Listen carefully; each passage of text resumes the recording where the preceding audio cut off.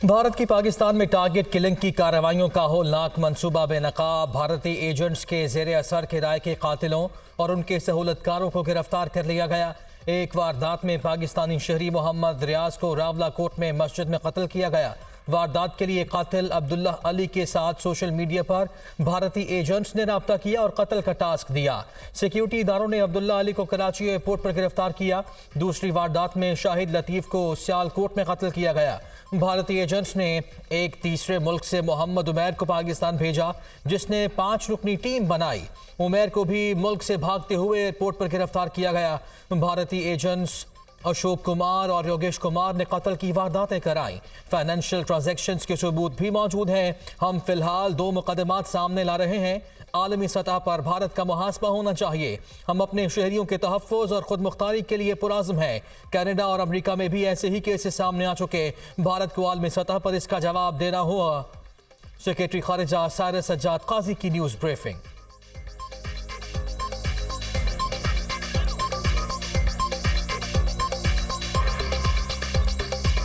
On 11 October 2023, Mr. Shahid Lateef was assassinated outside a mosque in the city of Sialkot. A detailed investigation revealed that an Indian agent, Yogesh Kumar, based in a third country, orchestrated the assassination. Another Indian agent was involved in the killing of another Pakistani national, Muhammad Riaz, who was assassinated during Fajr prayers in a mosque in Rawalakot on 8 September 2023. Law enforcement agencies tracked the killer, Muhammad Abdullah Ali. Interrogation revealed that Muhammad Abdullah Ali was recruited and guided by Indian agents Ashok Kumar Anand and Yogesh Kumar. The conclusions one is forced to draw that these cases reveal a growing sophistication and brazenness of Indian-sponsored terrorist acts in Pakistan. 2014 का वो दिन था जब long मार्च करवाया गया नवाज शरीफ के खिलाफ। चीन के सदर सितंबर 2014 में पाकिस्तान आ रहे थे। नवाज शरीफ के साथ बिजली के मंसूबों के मुआहदे, सनत और ज़राअत के मुआहदे और पाकिस्तान भर में तरक्की और खुशहाली के 46 अरब रुपए के मंसूबे थे, डॉलर के। मिन्नतें की गई कि खुदारा पाकिस्तान के नाम पर छोड़ दो ये जगह। सियासी कैदियों की रिहाई का ऐलान करने वाले पहले अपने इलाके में निजी जेलें बंद करवाएं। कई खानदान इन जेलों में बंद हैं, उनकी कोई सुनने वाला नहीं। नवाज शरीफ की वजारत उस्मा के कोई सियासी कैदी नहीं था। अवाम ने 2013 में नवाज शरीफ को कामयाब करवाया तो उनके खिलाफ साजिश शुरू हो गई। जिन्होंने लॉन्ग मार्च किया और जिन्होंने करवाया उन्हें सब जानते हैं। लॉन्ग मार्च के दिलखराश वाक़े को कौम अभी तक नहीं भूला पाई। पाकिस्तान की तरक्की मुल्क दुश्मनों से बर्दाश्त ना हुई और नवाज शरीफ का तख्ता उलट दिया गया। 9 मई को भी पाकिस्तान के साथ दुश्मनी की गई। नून लीग इंतखाबात में कामयाब हुई तो मुल्क दोबारा तरक्की की राह पर चलेगा। किसानों को सहूलतें देंगे, नौजवानों को IT की तालीम दिलवाएंगे। सदर नून लीग शहबाज शरीफ का मंडी बहाउद्दीन में जलसे से खिताब।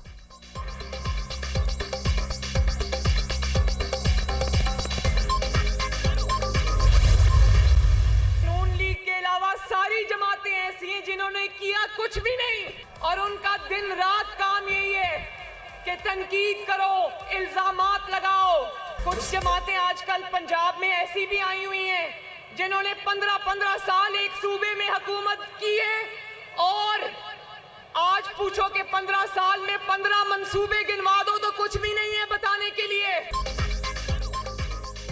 पंजाब नवाज शरीफ पर तनकीद नहीं सुनता। नून लीग के सिवा किसी पार्टी ने कुछ नहीं किया। कुछ ऐसी जमातें हैं जिन्होंने एक सूबे में 15 साल हुकूमत की, उनके पास भी बताने के लिए 15 मंसूबे भी नहीं। 2018 में नाअहल किया गया, वालिद के साथ खड़ा होने की सजा दी गई। कायद नून लीग को जहां अवाम ने मैंडेट दिया वहां काम कराया। एक शख्स पंजाब में आकर कहता है नवाज शरीफ ने मंशूर नहीं दिया। कायद नून लीग ने बातें नहीं की, मंशूर दिया तो उस पर अमल भी किया। प्रेस कॉन्फ्रेंस में कागज नहीं लहराए। नवाज शरीफ का मंशूर orange line train, under passes हैं। N119 मेरा घर है। इलेक्शन की इजाजत लेने आई थी, आपने फैसला सुना दिया। मरियम नवाज का लाहौर में कारकुनों से खिताब।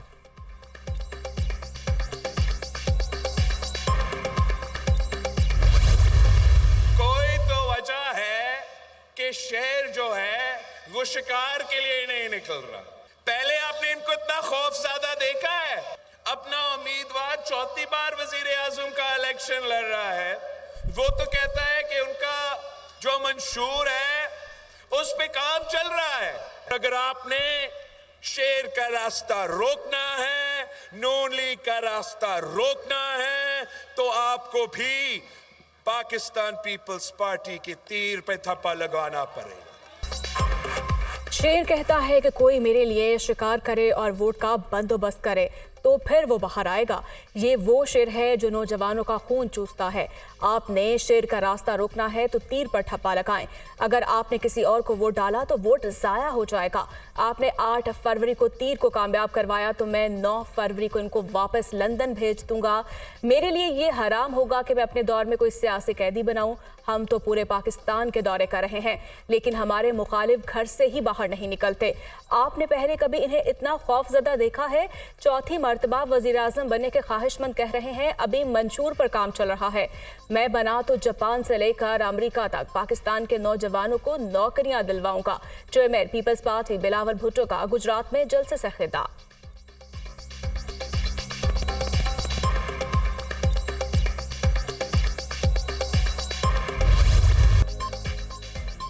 कानून के मुताबिक पीटीआई को बल्ले का इंतखाबी निशान नहीं दिया जा सकता। इंट्रा पार्टी इंतखाबात का ना होना आईन और कानून की बड़ी खिलाफ वर्जी है। किसी जमात को मामूली बेज़ाब्तगी पर इंतखाबी निशान से महरूम नहीं करना चाहिए। पीटीआई को बल्ले से महरूम करने की सारी जिम्मेदारी पार्टी मामलात चलाने वालों पर आयद होती है। जिम्मेदारी उन पर है जो पार्टी में जमहूरियत नहीं चाहते। इलेक्शन कमीशन को ये इख्तियार हासिल है कि वो इंट्रा पार्टी इलेक्शन ना होने पर इंतखाबी निशान ना दे। जब इलेक्शन कमीशन ने इंतखाबात के लिए 1 साल का वक्त दिया, उस वक्त इनकी हुकूमत थी। मुतअद्दिद नोटिस जारी करने और इजाफी वक्त देने के बावजूद इंट्रा पार्टी इंतखाबात नहीं कराए गए। तहरीक-ए-इंसाफ ने इंट्रा पार्टी इंतखाबात के इनेकाद में कानूनी तकाज़ों को नज़रअंदाज किया। इंट्रा पार्टी इंतखाबात में अपने ही मेंबरान को लाइल्म रखा गया। पेशावर हाई कोर्ट की जानिब से इलेक्शन कमीशन के उमूर में दखलंदाजी इख्तियारात से तजावुज़ है। पेशावर हाई कोर्ट ने लाहौर हाई कोर्ट के हतमी फैसले का इंतजार भी ना किया। सुप्रीम कोर्ट ने पीटीआई को बल्ले का इंतखाबी निशान ना देने का तफसीली फैसला जारी कर दिया। 38 सफ़हात पर मुश्तमिल ये फैसला चीफ जस्टिस काजी फाइज ईसा ने तहरीर किया।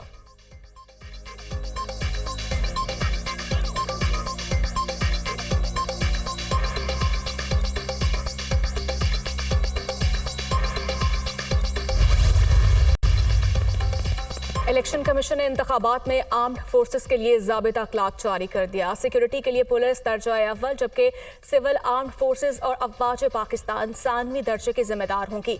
बैलेट पेपर्स की छपवाई के दौरान प्रिंटिंग प्रेस की सिक्योरिटी पर आर्म्ड फोर्सेस को तैनात किया जाएगा। बैलेट पेपर्स की डिस्ट्रिक्ट रिटर्निंग ऑफिसर के ऑफिस तक तरसील भी फोर्सेस की जिम्मेदारी होगी। वोटों की गिनती मुकम्मल होने के बाद आर्म्ड फोर्सेस इंतखाबी सामान रिटर्निंग ऑफिसर के दफ्तर तक पहुंचाएगी। आर्म्ड फोर्सेस किसी सूरत इंतखाबी अमले की जिम्मेदारियां नहीं संभालेगी। फोर्सेस ने अहलकार बैलेट पेपर, स्टैंप और फॉर्म 45 समेत कोई इंतखाबी सामान अपनी तहवील में नहीं लेंगे। प्रिजाइडिंग ऑफिसर, पोलिंग एजेंट और रिटर्निंग ऑफिसर के काम में मुदाखलत नहीं कर सकेंगे। पोलिंग स्टेशन के बाहर किसी बेज़ाब्तगी की सूरत में आर्म्ड फोर्सेस कोई रद्द-ए-अमल नहीं देंगी। संगीन बेज़ाब्तगी पर मामला प्रिजाइडिंग ऑफिसर के नोटिस में लाया जाएगा। फोर्सेस पोलिंग के दौरान गैर जानिबदार और किसी सियासी जमात की हिमायत या मुखालफत नहीं करेंगी। मजाज मुबस्सिरीन और मीडिया के अफराद को पोलिंग स्टेशन में दाखिले की इजाज़त होगी। इलेक्शन कमीशन का ज़ाबिता अखलाक।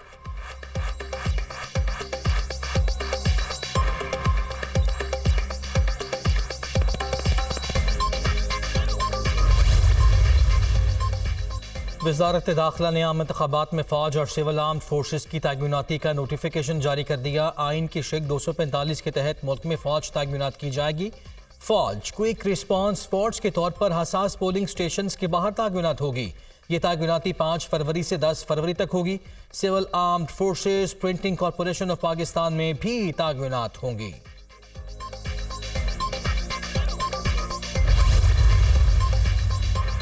कोई सियासी जमात सोच समझ कर मुल्क को नुकसान नहीं पहुंचा सकती। सिर्फ एक फितने ने मुल्क को मुआशी तौर पर नुकसान पहुंचाया। गुलाम इब्ने गुलाम हमें आज़ादी सिखा रहे हैं। सियासत चालाकी के साथ इक़्तिदार तक पहुंचने का नाम नहीं। हमारी सियासत शरीयत के मुताबिक है। हमें अपने निज़ाम के लिए कुरान और सुन्नत से रजू करना चाहिए। अमीर JUI मौलाना फजल रहमान का मुल्तान में खिताब।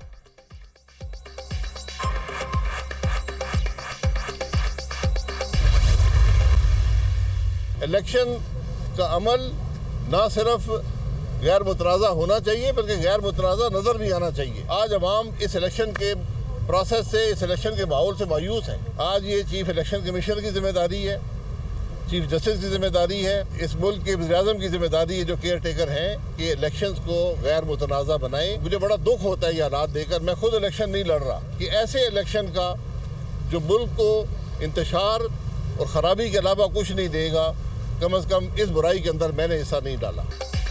इस सियासत से इत्तफाक नहीं करता जहां मुस्लिम लीग नून आज खड़ी है। जिस मुल्क में आवाम का एहतराम नहीं होगा वो तरक्की नहीं करेगा। दबाव से वोट लेना कोई सियासत नहीं। ऐसी सियासत को रद्द नहीं करेंगे तो मुल्क आगे नहीं चलेगा। जिस मुल्क का इलेक्शन मुतनाज़ा हो जाए वो तरक्की नहीं कर सकता। चीफ जस्टिस, निगरान वज़ीर आज़म और इलेक्शन कमीशन इस इलेक्शन को मुतनाज़ा बनाने से रोकें। शाहिद खाकान अब्बासी।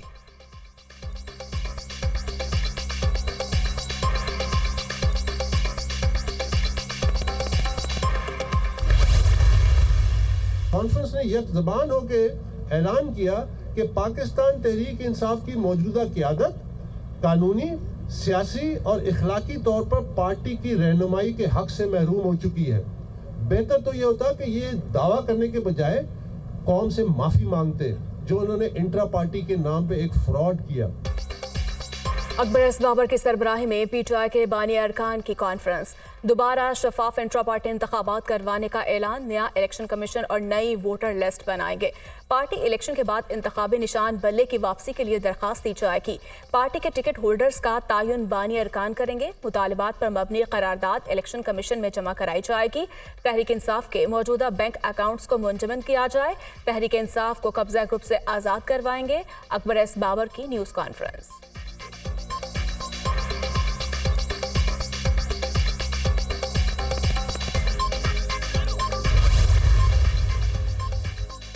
साबिक वज़ीर आज़म को बताया कि साफ़ की डी क्लासिफिकेशन से अमरीका के साथ ताल्लुकात मुतासर हो सकते हैं।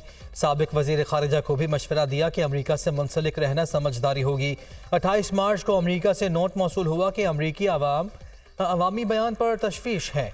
साफ़ा केस में साबिक सेक्रेटरी ख़ारिजा सुहेल महमूद के रिकॉर्ड कराए गए बयान की तहरीरी कॉपी सामने आ गई। 29 मार्च 2022 को मुझे मुलाकात के लिए बनीगाला बुलाया गया जो पहले से तयशुदा नहीं थी।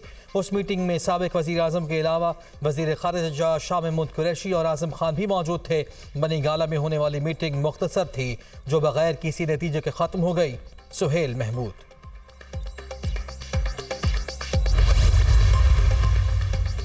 बानी पीटीआई और बुशरा बीबी के खिलाफ तोशाखाना और 190 मिलियन पाउंड रेफरेंसेस पर समात। 190 मिलियन पाउंड रेफरेंस में फर्द जुर्म की कार्रवाई एक बार फिर मौखर। एहतसाब अदालत के जज मोहम्मद बशीर की अडियाला जेल में समात। केस पर मजीद कार्रवाई 27 जनवरी तक मुलतवी। 9 मई के वाक़यात के मुकदमात बानी पीटीआई और शाह महमूद कुरैशी पर फर्द जुर्म आयद करने के लिए 6 फरवरी की तारीख मुकर्रर। अदालत ने मुल्ज़िमान में मुकदमात की नक़ूल फराहम कर दी। इंसदाद दहशतगर्दी अदालत रावलपिंडी के जज मलिक एजाज आसिफ ने अडियाला जेल में समात की। बानी पीटीआई के खिलाफ 12 और शाह महमूद कुरैशी के खिलाफ 6 मुकदमात दर्ज हैं।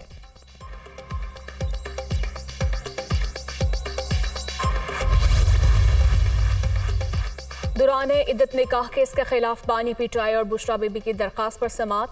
इस्लामाबाद हाई कोर्ट ने निकाह केस की कार्रवाई रोकने के हुक्म इम्तनाह में 31 जनवरी तक तौसी कर दी। 31 जनवरी तक गवाहों के बयानात कलमबंद न करने के हुक्म में भी तौसी। खावर मानिका के वकील राजा रिजवान अब्बासी अदालत में पेश। अदालत ने फौरी हुक्म इम्तना खत्म करने की इस्तदा मुस्तरद कर दी।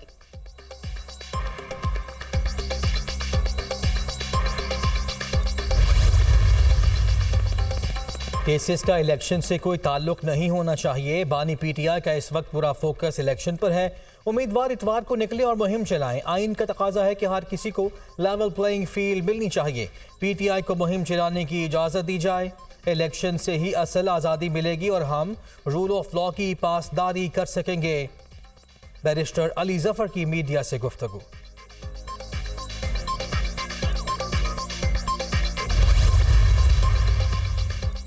सुप्रीम कोर्ट ने भक्कर से उम्मीदवार सनाउल्लाह मस्ती खेल को इलेक्शन लड़ने की इजाजत दे दी। Lahore high court Multan bench का फैसला कलअदम करार। इलेक्शन कमीशन को सनाउल्लाह मस्ती खेल का नाम बैलेट पेपर्स में शामिल करने का हुक्म। कागजात नामजदगी क्यों मुस्तरद हुए, चीफ जस्टिस का इस्तफसार। इलेक्शन ट्रिब्यूनल ने कागजात मंजूर किए, हाईकोर्ट ने मुस्तरद कर दिए। हाईकोर्ट ने नोटिस जारी किया, ना ही मौक़िफ़ सुना, यकतरफा फैसला हो गया। वकील दरखास्त गुजार का जवाब। क्या ये दुरुस्त है कि हाईकोर्ट ने नोटिस जारी किए बगैर फैसला किया? अदालत का मुखालिफ फरीक के एक वकील से सवाल। जी, ये दुरुस्त है कि हाईकोर्ट ने नोटिस जारी नहीं किया था, वकील का जवाब।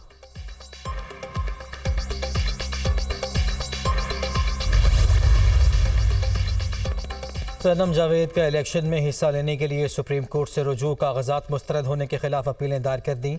अदालत से ट्रिब्यूनल्स के फैसले को कलअदम करार देने की इस्तदा। सनम जावेद के NA 119, NA 120 और PP 150 से कागजात मुस्तरद हुए थे।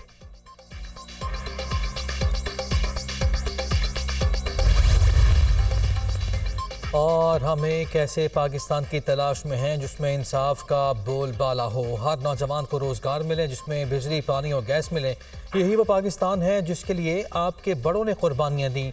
आज मैं कराची वालों के पास हूँ, समंदर के पास हूँ, मैं इंसाफ का इनकलाब चाहता हूँ। आपने जाली शेर क्यों कराची की गलियों में दफन करना है? अमीर जमात इस्लामी सिराजुल हक का जलसे से खिताब।